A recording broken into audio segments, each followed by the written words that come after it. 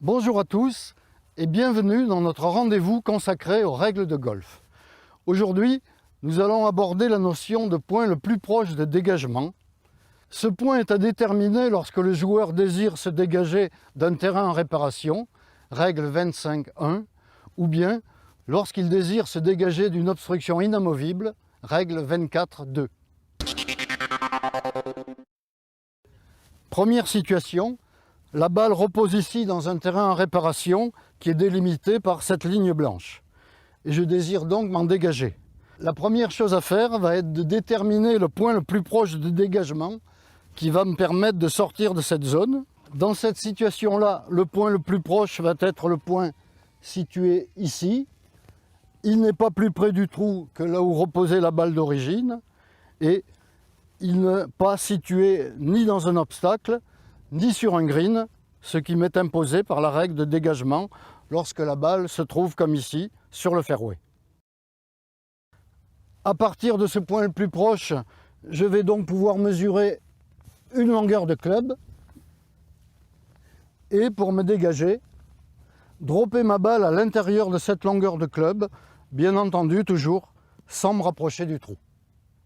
Dans cette deuxième situation, où la balle se trouve de l'autre côté de la zone en réparation, pour me dégager complètement de cette zone, y compris mon stance, il va falloir que je prenne le club que j'entends jouer dans cette situation.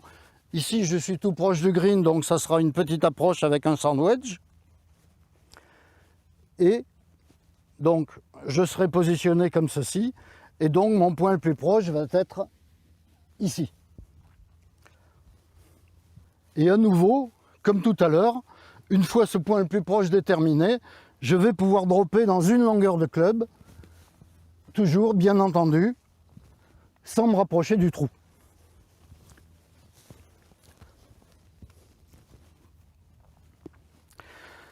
Il est à noter que pour déterminer cette longueur de club, je me suis servi de mon driver et non pas du sand wedge que j'avais en main tout à l'heure.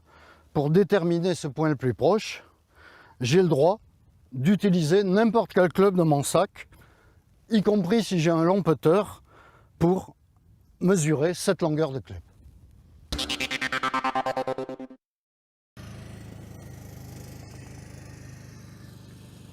Ma balle repose ici sur une plaque d'arrosage, qui est donc une obstruction inamovible.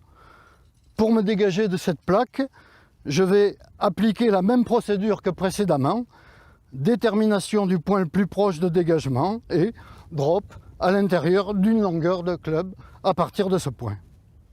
Autre cas fréquemment rencontré, ma balle repose ici sur un chemin goudronné, donc une obstruction inamovible. Les obstructions inamovibles peuvent être nombreuses sur un parcours. Ma balle peut reposer contre un banc, une pancarte, sur une plaque d'arrosage ou bien contre tout autre objet qui soit fixe et présent sur le terrain. Dans tous ces cas, la procédure à appliquer va être la même.